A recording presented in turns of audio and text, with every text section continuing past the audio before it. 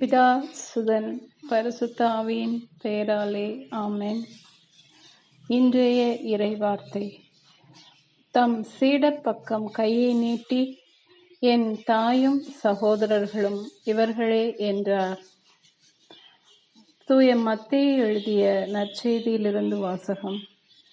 அதிகாரம் 12. இறை திருவசனங்கள் 46 முதல் 50 வரை. அக்காலத்தில் மக்கள் கூட்டத்தோடு இயேசு பேசிக் கொண்டிருந்தபோது அவருடைய தாயும் சகோதரர்களும் வந்து அவருடன் பேச வேண்டுமென்று வெளியே நின்று கொண்டிருந்தார்கள்.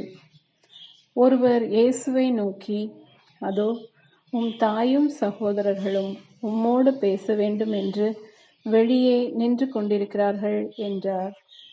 அவர் இதை தம்மிடம் கூறியவரை பார்த்து, என் தாய் யார், என் சகோதரர்கள் யார் என்று கேட்டார்.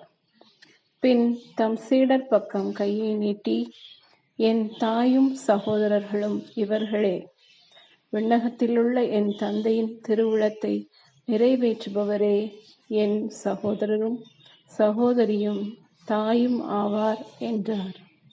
இது ஆண்டவரின் அருள்வாக்கு. இறைவா, உமக்கு நன்றி.